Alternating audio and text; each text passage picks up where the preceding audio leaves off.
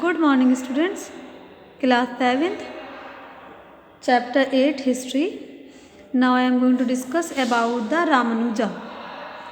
Ramanuja was the earliest proponent of the Bhakti cult in South India.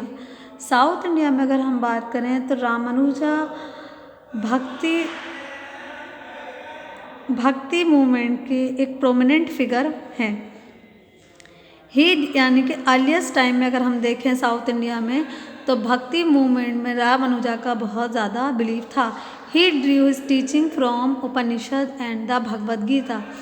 Ramanuja ने जितना कुछ सीखा है वो उन्होंने उपनिषद और भगवद गीता से ही सीखा है, यानी कि उनकी जो तालीमात हैं वो किस पर बेस्ड करती हैं? उपनिषद और भगवद गीता पर। He taught in the language of the common people. Ramanuja ने आम लोगों की जो भाषा है उस ज़बान में ही पढ़ाया, यानी कि तालीमात दी। रामानुजा ने लोगों को जो शिक्षा दी है वो कॉमन लैंग्वेज में दी, जो कॉमन लोगों की लैंग्वेज, जो कॉमन पीपल बोलते हैं उस ज़बान में। And soon a number of people become his follower. और इसका नतीजा ये हुआ कि जल्द ही बहुत सारे लोग उनके फॉलोवर बन गए, यानी कि उनकी टीचिंग्स पर अमल करने लगे, उनके बताए हुए रास्ते पर चलने लगे। नेक्स्ट है हमारे वल्लभाचार्य तेलुगु ब्राह्मण become an important Sant of the भक्ति movement in the state of Gujarat. Gujarat जो राज्य है वहाँ पर भक्ति मूवमेंट के जो एक बहुत इम्पॉर्टेंट संत है उनमें नाम आता है वल्लभाचार्य का। ये कौन थे? ये तेलुगु ब्राह्मण थे। In many significant way the Vaishnav bhakti in Bengal was different from its North Indian counterpart and the older South Indian bhakti movement. कई तरीके से अगर हम देखें तो जो वैष्णव भक्ति है बंगाल में वो बहुत अलग है नॉर्थ इंडियन भक्ति कॉन्सेप्ट से और साउथ इंडियन भक्ति मूवमेंट से, यानी कि वैष्णव भक्ति नॉर्थ इंडियन भक्ति मूवमेंट और साउथ इंडियन भक्ति मूवमेंट से बहुत हद तक डिफरेंट है। नेक्स्ट हमारा है चैतन्य। चैतन्य की पैदाइश हुई थी 1486 को और उनकी डेथ हुई थी 1533 में। Was the most prominent Vaishnav Sant of Bengal. चैतन्य बंगाल के बहुत ज़्यादा प्रोमिनेंट वैष्णव संत थे। ही पॉपुलराइज्ड कृष्णा भक्ति और उन्होंने किसको मशहूर किया? कृष्णा भक्ति को। In many parts of eastern India. Eastern India में अगर कृष्णा भक्ति के फॉलोवर्स पाए जाते हैं तो उसका जो क्रेडिट है वो चैतन्य को ही जाता है।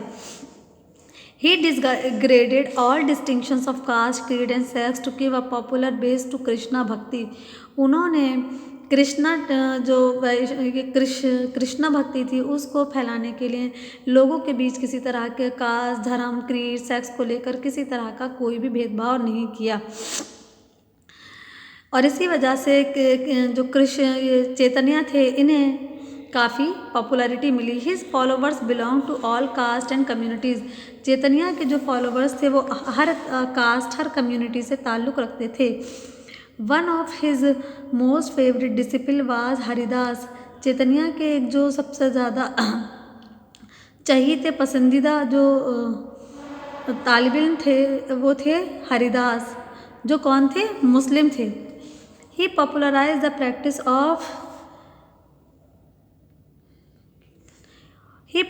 द प्रैक्टिस ऑफ संकीर्तन। चैतन्य ने जो संकीर्तन की जो एक प्रैक्टिस है उसको काफ़ी पॉपुलर किया। ये क्या है?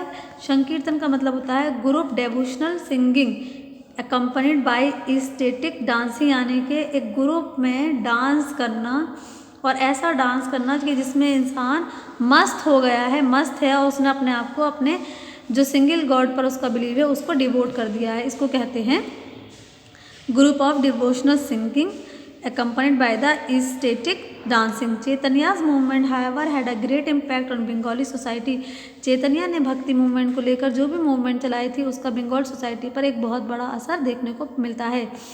His disregarded for caste distinction in the sphere of devotional singing promoted a sense of equality in Bengali life. His disregarded for caste distinction। अगर हम कास्ट डिस्टिंक्शन की बात करें तो हमें पता चलता है कि डिवोशनल जो सिंगिंग है वो ये है, डिवोशनल सिंगिंग के जरिए हम इक्वालिटी को प्रमोट करते हैं, यानी कि बंगाली लाइफ में अगर इक्वालिटी को प्रमोट किया है, तो उसके लिए इन्होंने डिवोशनल सिंगिंग का तरीका इख्तियार किया। इन बंगाल एंड इन पुरी, इन उड़ीसा, बंगाल में और उड़ीसा में एक जगह है पुरी, वहाँ पर इनकी जो मूवमेंट थी बहुत ज़्यादा पॉपुलर हुई, यानी कि इन्हें काफ़ी पॉपुलरिटी मिली।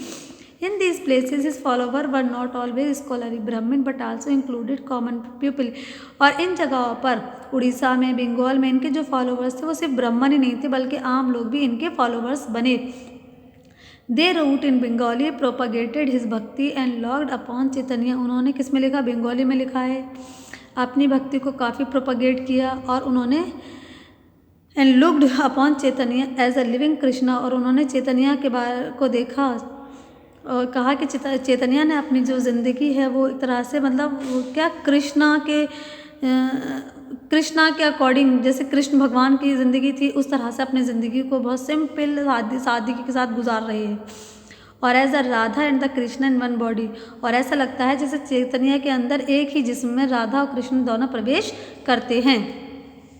लाइक अदर वैष्णव भक्त, मतलब चैतन्य भगवान जो भगवान कृष्ण हैं उनके इतने ज़्यादा उन्होंने अपना आप को डिवोट कर दिया था कि उनको देखकर ऐसा लगता था कि राधा कृष्ण चैतन्य के अंदर एक साथ प्रवेश करते हैं।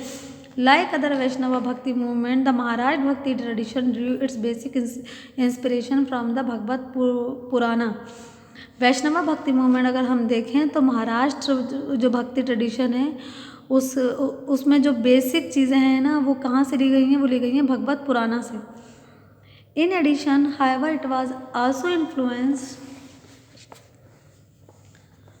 by the Sevanatpanthis, who were quite popular in the lower class of the Maharashtrian society during the 11th and 20th century and composed their verses in Marathi. Shivajinath it was influence, यानी कि जो ये भक्ति मूवमेंट थी महाराष्ट्र में, तो ये लोग सेवानतपंथी से काफ़ी इंस्पायर, काफ़ी इन्फ्लुएंस, प्रभावित हुए थे। और ये लोग कौन थे? काफ़ी पॉपुलर थे लोअर क्लासेस में, यानी कि महाराष्ट्र सोसाइटी में 11वीं शताब्दी और 12वीं शताब्दी में सेवानतपंथीज काफ़ी पॉपुलर थे लोअर क्लासेस में। एंड कंपोज्ड, उन्होंने जो भी चीज़ें कंपोज की हैं वो मराठी ज़बान में की हैं। जानेश्वर की पैदाइश हुई थी 1275, उनकी डेथ 1296। ये कौन है? भक्ति, महाराष्ट्र में भक्ति संत, यानी कि पायोनियर कहते हैं एक तरह से, फाउंडर आप इन्हें बोल सकते हो। महाराष्ट्र में भक्ति मूवमेंट के जो फाउंडर हैं वो है Jnaneshwar. He wrote an extensive commentary on the Bhagavad Gita popularly called the Jnaneshwari. उन्होंने भगवद गीता पर एक कमेंट्री लिखी है जिसको क्या कहा जाता है? Jnaneshwari. His was one of the earliest work of Marathi literature. ये मराठी लिटरेचर का सबसे पहला वर्क है, लिटरेरी वर्क है। And served as a foundation of bhakti ideology in Maharashtra. और इसी लिटरेरी जो ये वर्क किया है रिटिन में, इसी वर्क में जो भक्ति आइडियोलॉजी है महाराष्ट्र में भक्ति मूवमेंट की जो शुरुआत है उसकी बुनियाद यहीं से पड़ी। He was the author of many hymns called the abhangs. ये जो कौन है? जानेश्वर बहुत सी हाइम्स लिखी हैं इन्होंने जिनको अभंग्स कहा जाता है। He taught the only way to attend god was bhakti in which there was no place for caste distinction. Jnaneshwar कहते हैं कि सिर्फ भक्ति ही एक ऐसा तरीका है जिसके ज़रिए आप खुदा तक पहुंच सकते हो। ये एक ऐसा तरीका है कि जिसके ज़रिए खुदा तक पहुंचा जा सकता है और इसमें कास्ट वगैरह को लेकर किसी तरह का कोई भेदभाव नहीं किया जाता। नेक्स्ट बेटा, Namdev is consider to be the link between the Maharashtra bhakti movement and north Indian monotheistic movement. Namdev का जो ताल्लुक है वो महाराष्ट्रियन भक्ति मूवमेंट और नॉर्थ इंडियन मोनोथिस्टिक मूवमेंट से है। हिज भक्ति सॉन्ग है ऑल्सो भी इंक्लूडेड आदि ग्रंथ। नामदेव के जो भी भक्ति सॉन्ग है उनको आदि ग्रंथ में भी शामिल किया गया है। अदर प्रोमिनेंट भक्ति संत ऑफ महाराष्ट्र, भक्ति मूवमेंट के महाराष्ट्र में दूसरे प्रोमिनेंट संत हैं वो हैं एकनाथ, तुकाराम और दूसरे प्रोपोनेंट भक्ति कल्टवार कबीर, मीराबाई एंड गुरु नानक। यानी कि दूसरे जो भक्ति मूवमेंट के या भक्ति के जो प्रोपोनेंट हैं वो कौन है? कबीर, मीराबाई एंड गुरु नानक। तो ये जो आपका टॉपिक है ये कंप्लीट हो गया। नेक्स्ट टॉपिक केस स्टडी हम नेक्स्ट वीडियो में डिस्कस करेंगे। Thank you very much.